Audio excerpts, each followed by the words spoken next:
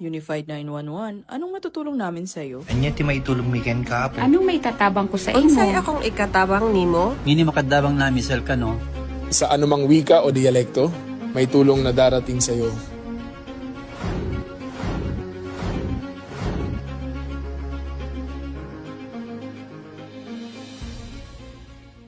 Lilingkod sa bawat Pilipino at magbibigay ng tamang impormasyon para sa tahimik at maayos na Pilipinas. Police News Network, alagad ng batas, tagapagtaguyod ng balitang pulis, sandigan ng mamamayan, patnubay ng katotohanan. La Campo Crame, maghahatid ng pinakahuling kaganapan at nagbabagang balita. Ito ang PNN Police News Network. At ngayon, ang inyong mga tagapagbalita. Magandang araw, bagong Pilipinas. Ako ang inyong alagad ng batas, tagataguyod ng Balitang Pulis, Patrolman Adrian Dayao, maghahatid sa inyo ng tamang balita at serbisyo para sa mamamayan, at ito ang Police News Online, ang pangunahing balita ng Police News Network, alagad ng batas, tagataguyod ng Balitang Pulis.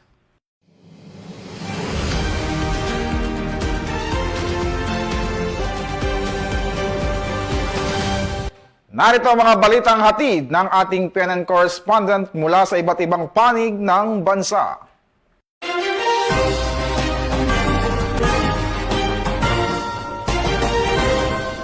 Sa ating unang balita, agad na nagatid ng tulong ang Regional Mobile Force Battalion 15 sa mga pamilyang naapektuhan ng masamang panahon bilang bahagi ng patuloy na humanitarian assistance at disaster response operation ng Philippine National Police. Ang buong detalye ng report mula kay Patrolwoman Grace Bulangin.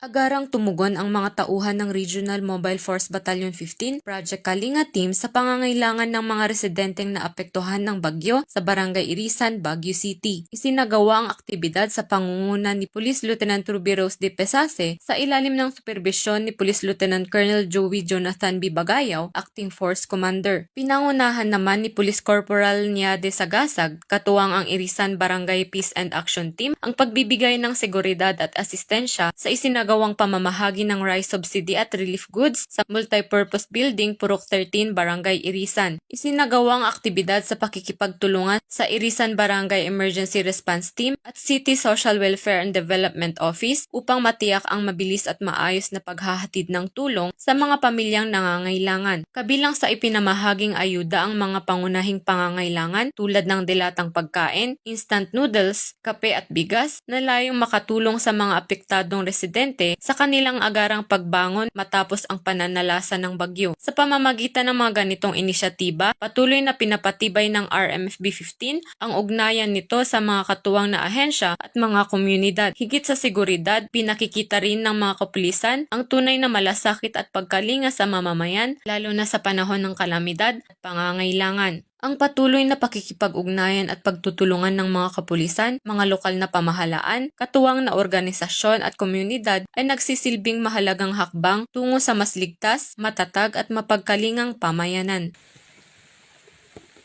Mula dito sa Police Regional Office Cordillera, ako ang inyong PNN correspondent, Patrolwoman Grace Bulangan, alagad ng batas, tagataguyod ng balitang pulis.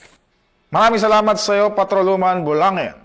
Patuloy na nagsasagawa ng road clearing operation ang Philippine National Police katuwang ang iba pang ahensya ng pamahalaan upang maibalik ang maayos na daloy ng trapiko at matiyak ang kaligtasan ng mga motorista at residente sa iba't ibang lugar sa Benguet na naapektuhan ng matinding pag-ulan.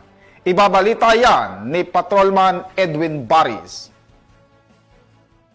Gawa ang mga pulis ng 2nd Benguet Provincial Mobile Force Company ng Benguet Police Provincial Office upang linisin ang kalsada sa Longlong Road, Barangay Puguis, La Trinidad, Benguet na natabunan ng lupa, putik at mga bato dahil sa tuloy-tuloy na pag-ulan dulot ng Tropical Storm Maymay ngayong araw. Patuloy na nililinis ng mga pulis ang apektadong kalsada upang ligtas na madaanan ng mga motorista at residente. Sumunod sa abiso ng mga otoridad at agad-iulat sa pinakamalapit na impila ng pulisya o lokal na pamahalaan ang anumang emergency o insidenteng nangangailangan ng agarang responde. Mula dito sa National Headquarters ng Philippine National Police, ako si Patrolman Edwin Baris, nagbabalita para sa Police News Network. Alagad ng batas, tagataguyod ng Balitang Pulis. Maraming salamat sa iyo, Patrolman Baris. Agad na pinangunahan ng Benguet Police Provincial Office ang search and rescue operation kasunod ng insidente ng landslide sa La Trinidad, Benguet upang mahanap ang mga posibleng biktima at matiyak ang kaligtasan ng mga residenteng naapektuhan. Magbabalita dyan si Patrolwoman Dara Palogme. Personal na pinangasiwaan ni Police Colonel Dionisio Bonoy, Provincial Director ng Benguet Police Provincial Office, ang nagpapatuloy na search and rescue operation sa Shilan, La Trinidad, Benguet, kasunod ng naganap na landslide sa lugar. Ayon sa Benguet Police Provincial Office, agad na inilunsad ang operasyon matapos bahagyang masira ng pagguho ng lupa ang isang establishmento sa lugar. Nakiisa sa rescue operation ang mga tauhan ng Benguet Police Provincial Office kasamang Regional Headquarters Police Regional Office Cordillera, Municipal Disaster Risk Reduction and Management Office, Barangay Disaster Risk Reduction and Management Office, Bureau of Fire Protection, Municipal Health Unit at ang lokal na pamahalaan ng La Trinidad. Patuloy ang koordinasyon ng mga responder upang matiyak ang kaligtasan ng mga apektadong individual. Ayon sa Benguet Police Provincial Office, nananatiling nakaalerto ang kanilang mga tauhan at patuloy na nakikipag-ugnayan sa iba't ibang ahensya upang matiyak ang mabilis at maayos na pagtugon sa anumang insidenteng dulot ng masamang panahon. Ang operasyon ay bahagi ng patuloy na pagsusulong ng bagong PNP para sa bagong Pilipinas, serbisyong mabilis, tapat at nararamdaman. Mula dito sa National Headquarters ng Philippine National Police, ako po si Patrolwoman Dara Palogme, nagbabalita para sa Police News Network, alagad ng batas, tagataguyod ng Balitang Pulis, bagong PNP para sa bagong Pilipinas, serbisyong mabilis, tapat at nararamdaman. Maraming salamat sa iyo, Patrolwoman Palogme. Nanatiling nakalerto ang Philippine National Police at patuloy na nagsasagawa ng monitoring, search and rescue at iba pang disaster response operation sa mga lugar na naapektuhan ng Tropical Storm Maymay upang matiyak ang kaligtasan ng publiko. Patrolman Edwin Baris muling magbabalita. Patuloy na nakabantay, nakaantabay at nagsasagawa ng search and rescue operation ang buong puwersa ng Philippine National Police kaugnay sa Tropical Storm Maymay at Southwest Monsoon. Layunin ng operasyon na matiyak ang kaligtasan ng publiko, mapabilis ang pagtugon sa mga emergency at makatulong sa mga komunidad na naapektuhan ng masamang panahon. Alamin natin mula kay Police Brigadier General Marvin Joe C. Saro, ang Acting Director ng Directorate for Police Community Relations at Vice Chairperson ng Subcommittee on Natural Disaster, ang pinakabagong security updates at mahalagang paalala ng PNP upang manatiling ligtas ang bawat mamamayan sa gitna ng epekto ng Tropical Storm Maymay at Habagat. Sa ating preparation para sa Typhoon Maymay, effective nung kahapon, August 5, 2026, nag-activate po tayo ng ating Subcommittee on Natural Disasters with the guidance ng ating Chief PNP para matugunan yung bagyong dumating. So, as of this date, mayroon po tayong nakadeploy na more or less 800 na PNP personnel sa mga naapektuhang region. And meron po tayong nakaantabay na more or less 10,000 na mga reserve forces na pwedeng tumulong kung kailangan ng search and rescue or retrieval. Ngayon, bilang SCND, nakamonitor tayo ngayon dito sa PNP Command Center, sa command center natin para ma-monitor kung ano man yung negative na effect ng bagyo at ready po tayong mag-responde. Nagbigay na rin po yung ating Chief PNP ng guidance at yung sa guidance sa ating mga members ng Subcommittee on Natural Disasters na yung ating mga personnel na nasa labas, of course, yung kanilang safety at unahin yung mga preventive or preemptive na mga actions like preemptive evacuations, pagbibigay babala sa mga landslide-prone areas para ma-mitigate natin yung mga casualties.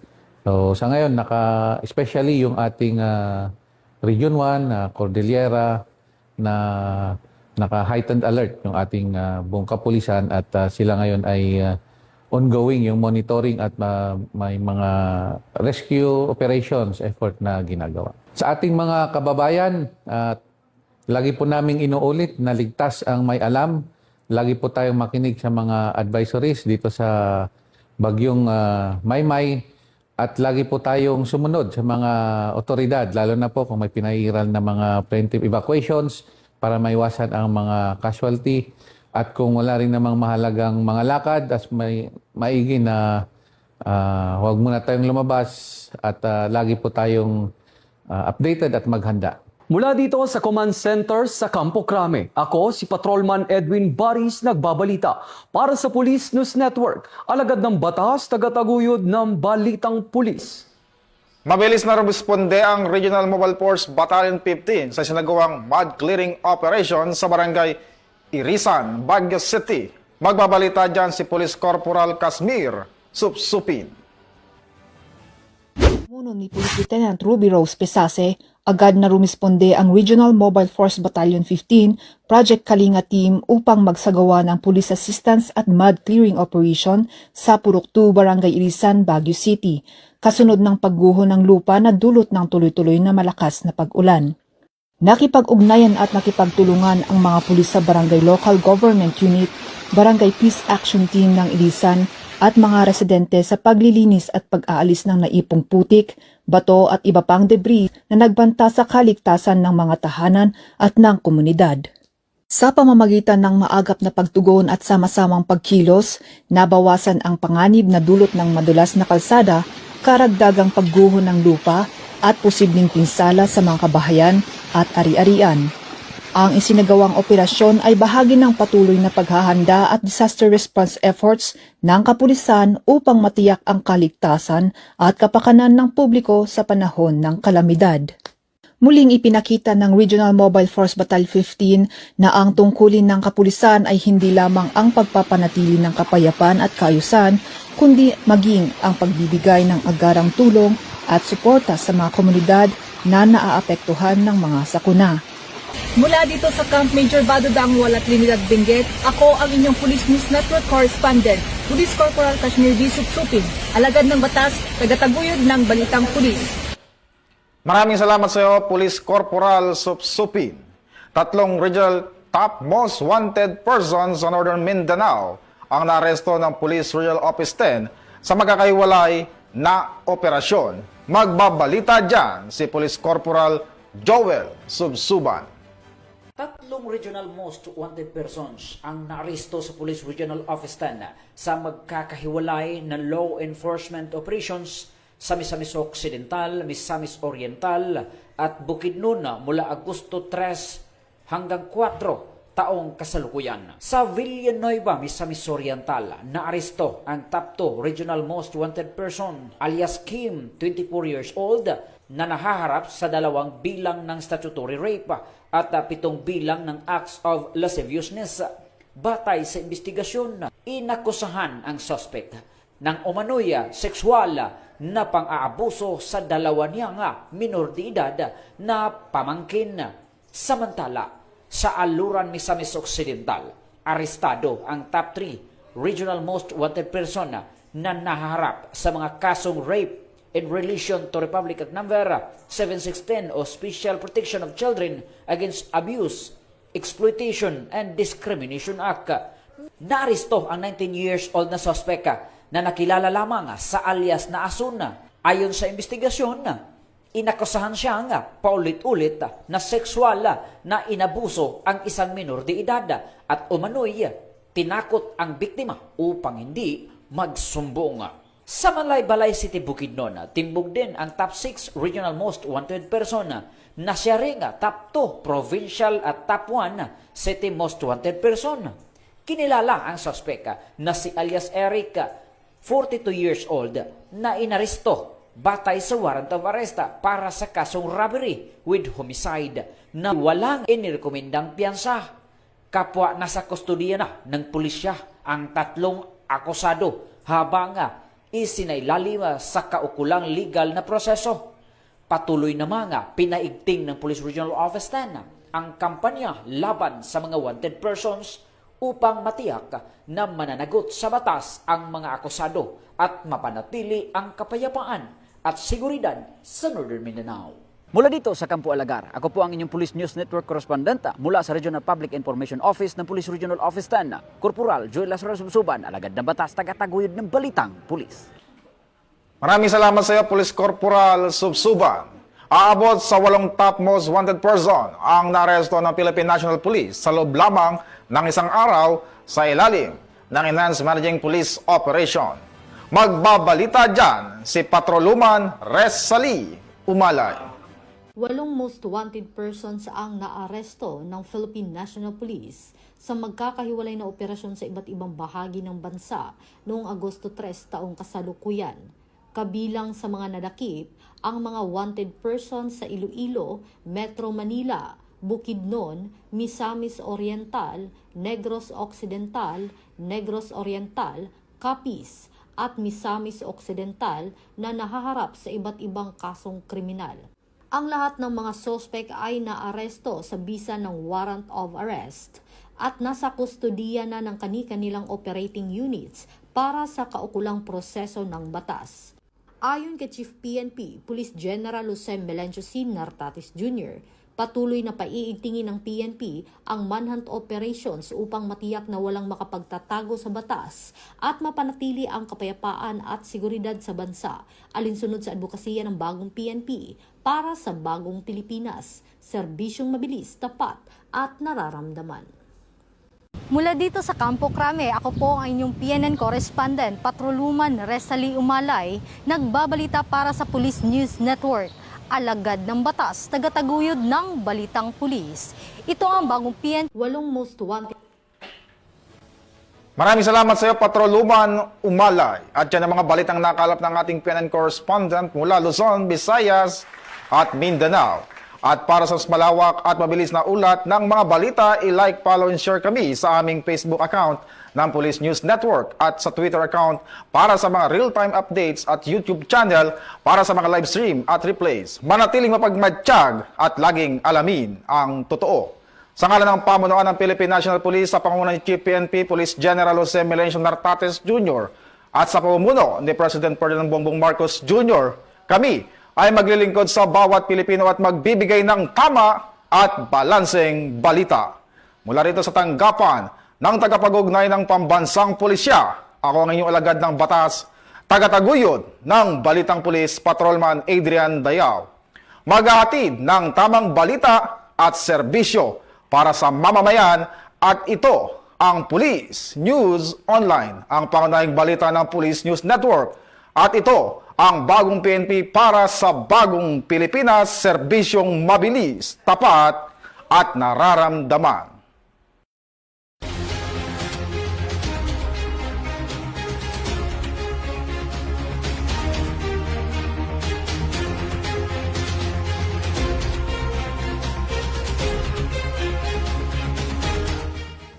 Police News Network, alagad ng batas, tagapagtaguyod ng Balitang Pulis.